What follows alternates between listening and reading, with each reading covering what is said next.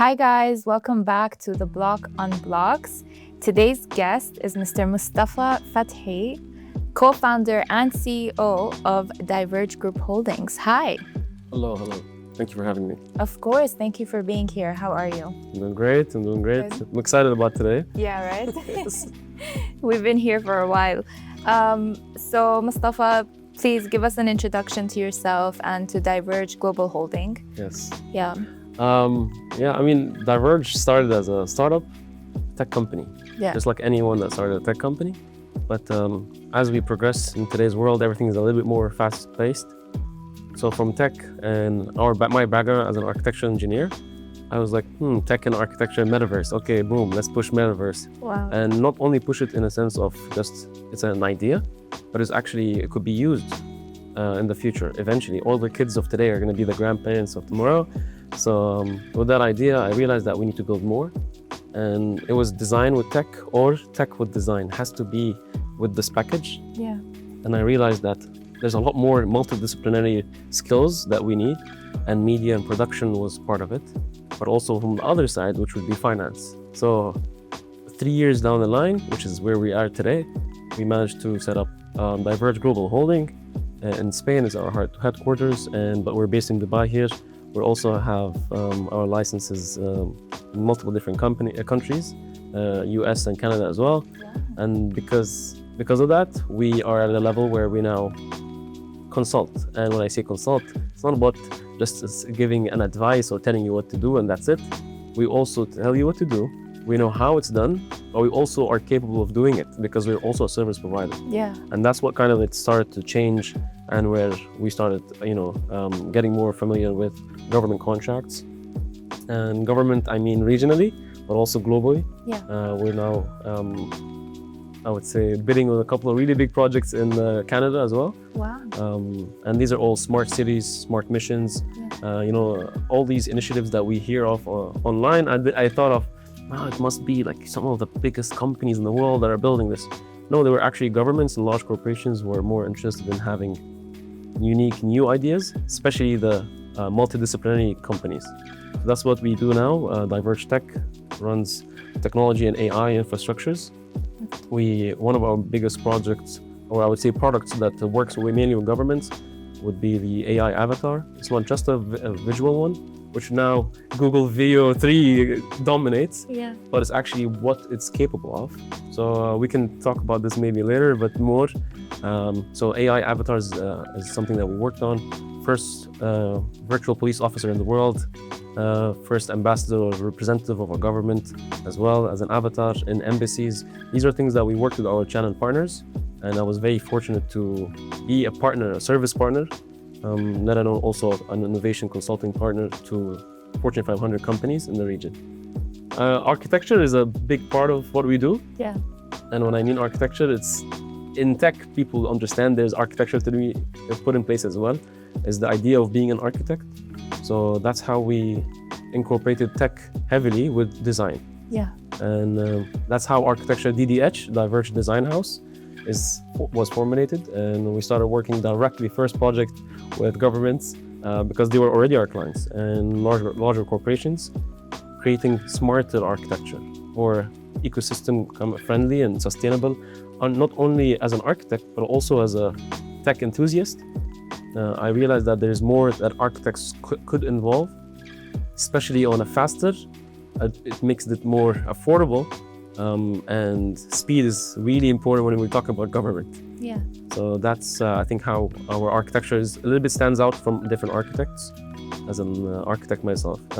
Diverge Media Hub is where, wait a minute, so you have a tech project and an architecture project. Someone has to promote it the right way. Yeah. So, we understand all these skills, and then we started working directly with, representing ministries of tourism and multiple different governments around the world, and also large corporations, on a 3D advertisement, big ads and big promos that actually shows you the vision to either the consumer or the customer or whoever it is, but also for institution level to understand as a pitch, this visual or this ad holds a lot more than just, oh, it looks nice. Yeah. And that's the final piece where, because of that, we were I would say, approached by a couple of really big individuals working with governments and institutions, asking us about finance. And what about crypto? What about virtual assets? I was like, that is the missing piece. And we formulated that to DVG Finance. And because of that, now we help banks turn crypto friendly. Wow. And that is it was the last missing piece of the puzzle that I needed. But I'm very fortunate to have a lot of really impressive founders, partners of mine, also mentors that really, really pushed. So I think that's kind of I tried to make it as a summary as possible, but I think that puts it all together at once. Yeah.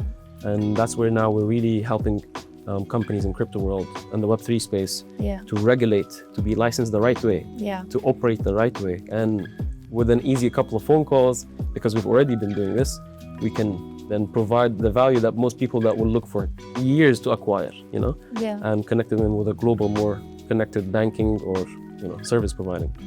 No, that's interesting. I see entrepreneurs do this a lot, where like a part of their business is, maybe lacking a bit, and they try to find someone to do it, and they're like, no one can do it. I'll just do it. I'll do it myself. I'll do it myself. Yes. You guys can take a backseat. Yeah. So I see why, you've gotten into all the verticals, which is amazing. So let's focus on the finance. Helping banks get into crypto. I appreciate you for that, first of all, because I think banks are a bottleneck right now for the industry. So how do you see it going? Do you think, is it improving? In all confidentiality, Yeah. not to mention what we work on, but we see a lot of actual adoption happening. Yeah. And I think it was because people like us, I'm not the only one in the market, but a lot of people like me, I'd say the ones that are trying to really push and take the risk and bet on themselves to really convince others of what the world is going to be like in the future, they realize it's an inevitable thing. Yeah. It is going to happen, whether they like it or not. A bank is going to be a superior bank eventually when it can actually adopt crypto, and the earlier the better. It is also going to be something that is going to be moving a little bit more faster, especially because of the regulatory setup that's been happening. Yeah. And that, I think, focusing not only on the UAE, but we say Dubai, it's because if we look anywhere else in the world, we only pick one and two, and then we come back to Dubai as the hub. Yeah. So that is a beautiful thing, regardless if it was institutional or even individuals. But the government itself is now moving so quick. If you even seen the government's reports from last year or the year before, and you see it today, you would think that it was a 20-year plan. Yeah. And that is what's the beautiful thing. But yes, I definitely see traditional banks. We are in direct contact with a lot of really big banks around the world. Traditional banks are they're opening a division that's a digital bank. Yeah. And then they realize, let's test out a little bit more. And that already has happened. Digital banks are now, you probably have banks Weo or Mushrik Neo, or all these digital banks are actually owned and backed by a traditional bank, right? Yeah. And that's where the smart move comes from banks, especially locally as well, or regionally. But the next step would be crypto friendly, and adopting that within their existing, infrastructure of a digital bank. Yeah, I definitely agree. And I think some of the bottleneck is just from misconceptions that we've had about virtual assets and crypto until now. Exactly. So what do you think the biggest misconception is about virtual assets? People forget about the technology. Yeah. That is my problem, right? So even NFTs is a beautiful thing, right? We actually helped a lot of really big NFT projects. And I would say, though, it's 99 or 98%, I would say, would be not a scam necessarily, but it's more, they don't really have a bigger picture because they weren't really experienced. They're not even businessmen, right? Yeah. But suddenly a group of friends, they make an NFT project and they end up with $4 or $5 million. Of course, they're not gonna use it well. Yeah. But institutions were also interested in the NFT space and the metaverse and whatever. That's how big it was. But the misconception was people forget about the technology, which is the blockchain. What is blockchain and how do you even leverage it more? What is the security? Why is it so big? So people forget about the actual tech and they looked at how, it's the shiny stuff that people focus on. Yeah. So I think the misconception was, it's not secure, it can get scammed, whatever. Sure, well, it's actually too secure to the point that if you lose it, you lose $400 million, you know, in a trash bin, right? And that's some of the people we see online. So anyways, it's not only about security, but it's also about, you know, blockchain technology. You can have now a way to prevent, you know, fake passports or IDs, because you're on the blockchain now. The government knows exactly who you are, and you've allowed that. And countries around the world are implementing such stuff. Anyways, blockchain isn't new, but yeah, I think the misconception is people focus on the visuals and the blah, and that's what the scam comes from. Yeah. But it's actually the technology that's really impressive. Yeah, I absolutely agree. And I think people and institutions are really starting to see that now. Yeah. I mean, we just saw the first official ownership certificate token issued by Dubai Land Department. That blew my mind, how fast this city really moves. We have a proposal in 2021. Yeah. I remember it clearly. I was like, guys, we need to tokenize. Yeah. Everyone, this is going to be happening in the future. Yeah. Developments will be happier. Development companies, real estate agents will be happier. The government will be more secure when it comes to making sure that no one from the other developers that can. There was a phase after 2008 financial crisis, and suddenly they started disappearing, taking everyone's money. But fractionalizing real estate and tokenized, and especially now it's a DLD, I'm very happy to see that. So, but there's a lot more that's coming, by the way. I know, and I think we really just made history this week. Yeah. Like, I feel like there should be more buzz about it. I'm like, guys, did you realize what just happened? Because it's not that shiny, you know? It doesn't. It's not a monkey that's dancing. Yeah. But eventually people will realize that, oh, I didn't know that was something that was a problem, because now so many things in Dubai, you think that it's a normal thing.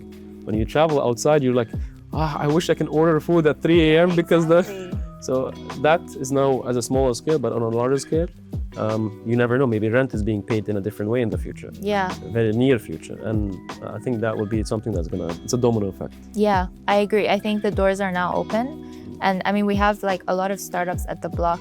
And what you were saying before about it always comes back to Dubai being the hub. It's why we chose to start here.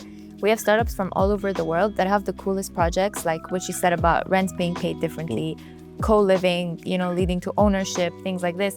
And now they're all like knocking. They're like, it's happening, right? Like, let's start. So I think it's gonna just like skyfall from here. For sure. Kind of like AI, how ChatGPT came and then it was like, boom. You'd be surprised as well. What is AI, right? Yeah. ChatGPT came in November 2022. Yeah. But what happened before? You think, what was the world like before? Because today everyone's relying on it. Yeah. And but on the other side, institutions are still not using AI as much as you think, by the way, or the people think. Because as of today, I bet you I do it. Yeah. I have a daily chat with my AI assistant. Yeah. But mine is a little bit more custom. But that's what everyone does now. But governments are actually faster than institutional clients. Yeah. Governments are implementing AI, are there because they're focusing on security and protocols. But institutions are like, but what if this? I mean, it's working. We're making profits. It's happening. It's fine. Well, that's also another inevitable thing that's going to happen, whether you really like it or not. It's more efficient. It's more scalable. It's going to help more detect new analytics. So I think AI is done. You know, everyone knows for a fact that AI is going to happen, and we need to adopt. Yeah. Similar things going to happen to Web3 and space and the virtual assets for sure. And again, I'm not saying this out of just me being a little bit pro AI and pro Web3, but it's actually more what I see with governments and companies. No, I absolutely agree. I actually wasn't in the space not too long ago. And the reason I got into it was I attended Abu Dhabi Finance Week. And I was there from a trad, you know, POV. And then every table we're sitting at, there are all these funds and they're investing so much money, but it's all going to like virtual assets and virtual asset projects. And I was like, something is cooking there. I need to go and figure out what it is. So absolutely agree with you there. Where do you see Dubai headed in the next 2 years? What are some things you see happening? 2 years would be more of it's like you telling me, well, what do you see another country or another government in 20 years? 20 years. 10 years. We actually genuinely built something that was meant to be in the future. And it was a project that was 4 months only. And as we did that, we realized that, wait a minute, everything that we said is going to be in the future. We said, we're going to have sky stations and we're going to have sky taxis And before, by the way, it was launched in GITEX, and you've seen that in GITEX, the flying taxis. We were already working on these stuff, right? And we were like, oh, the future is going to be that. Suddenly it was, 2024? In a minute. Now? That's not what we expected. But Dubai, as of today, yes, we're not on a treadmill anymore or a staircase step by step. I think we're, in a Burj Khalifa style elevator. Yeah. We're going really fast. It's more like a rocket, but very precise though. Yeah. Because it's not improvised and let's just test here and there.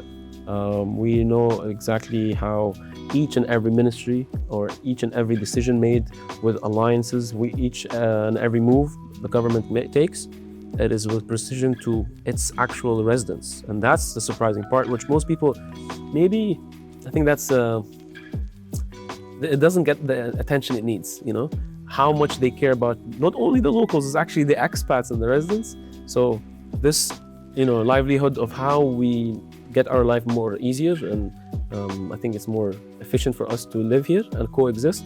Companies, yes, AI for sure, virtual assets for sure.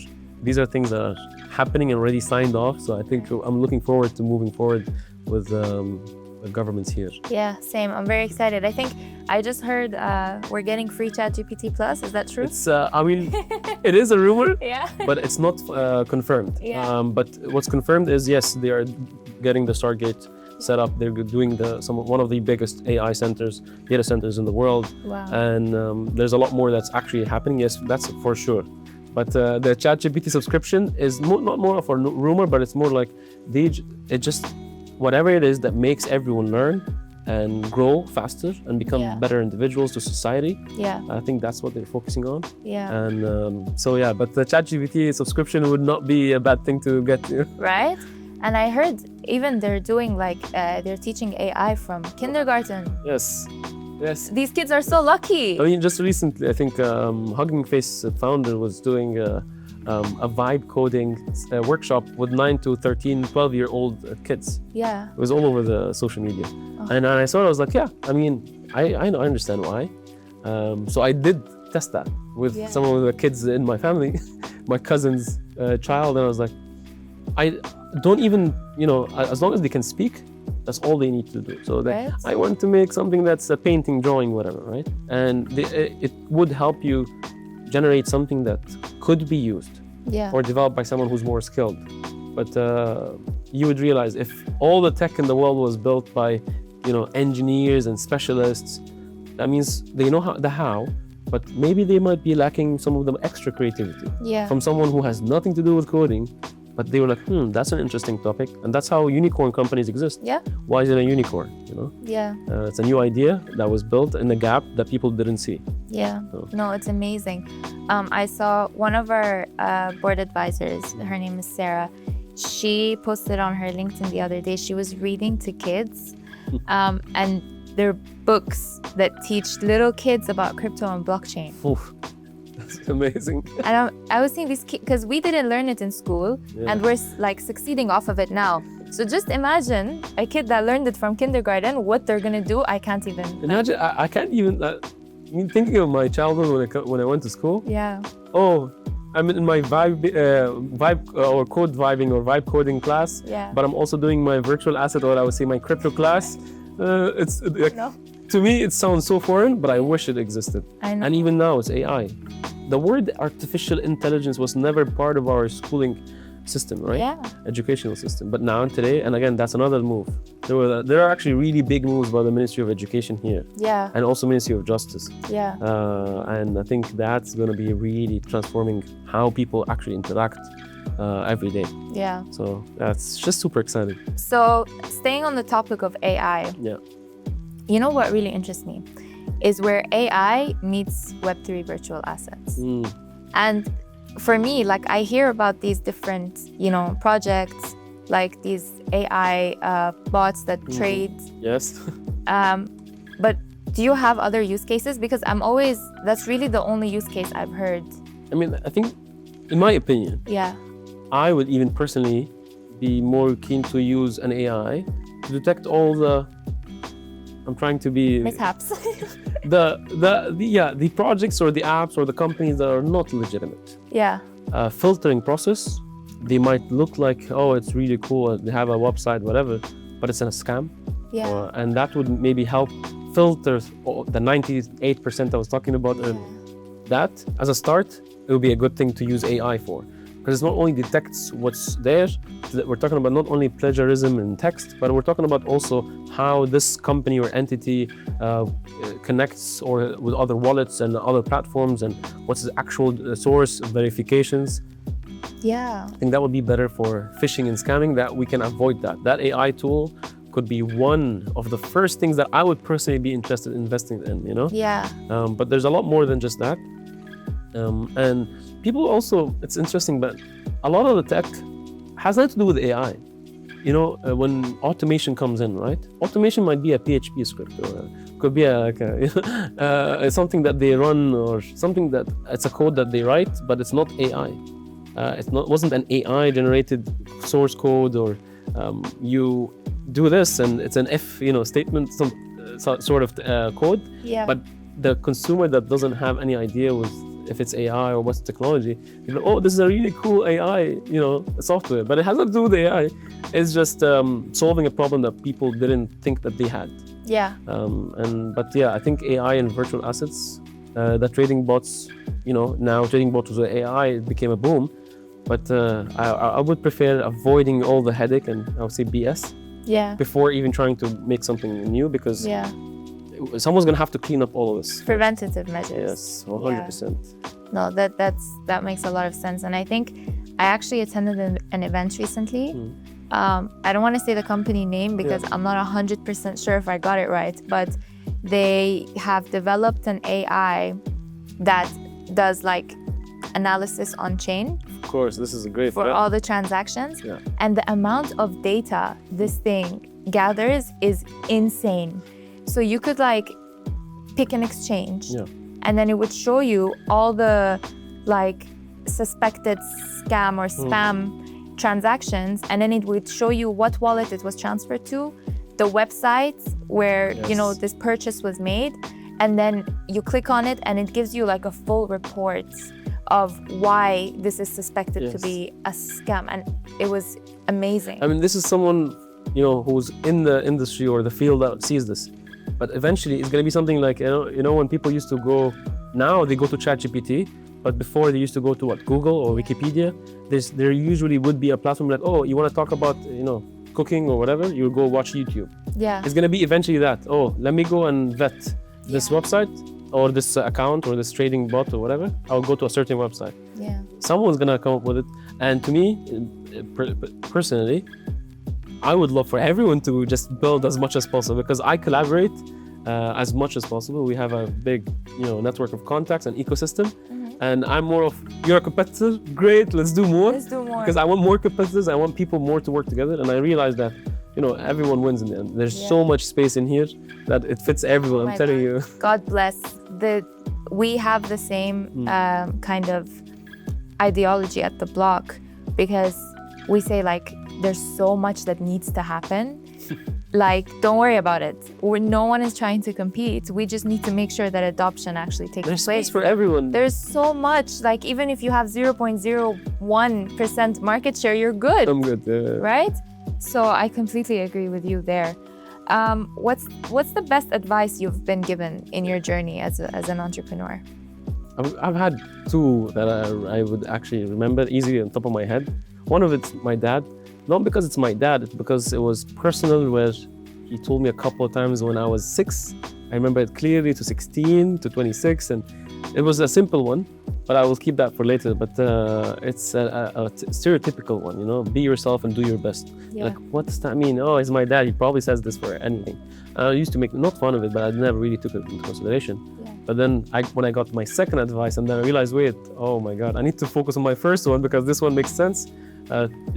You gotta be as relentless as possible to actually make a difference. And what does relentless mean? That had me going back to do your best and be yourself, where take the risks, and even if no one believes in you and people doubt you. And that's the name of my company, Diverge. What Diverge stands for is more, you're taking the path that no one's taking. You're taking a risk on yourself, and you're betting on yourself, because that path might be eventually the path that everyone else is going to follow. But someone had to create that diverged path. So I think that's how it even made me who I am today. Yeah.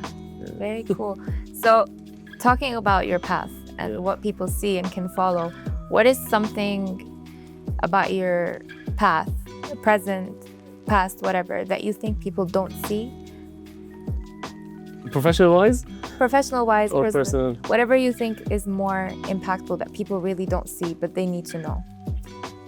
People don't see, actually people genuinely, even on social media, I was talking to you off camera that I haven't been doing PR or much more of personal branding, but I should have done more, way more.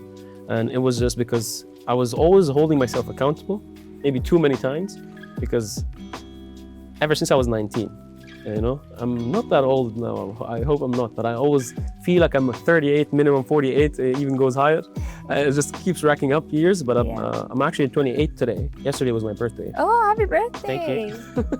And that's what hits me, and I was like, no one has a clue about who I am today, and they think, oh, I come from a rich family, I come from this. I was born and raised here in the UAE, so they have some sort of a misconception of who I am, which I'm actually, this makes me proud because people think that of me, but they have no idea, no clue about how I'm taking care of my family. And how ever since I was 19 or, I go to uni and you feel like, oh, uni life is going to be different. It just went downfall from there. But thankfully, I worked in so many different industries, and I think it was one of the days I remember clearly, I wanted to get to the zero.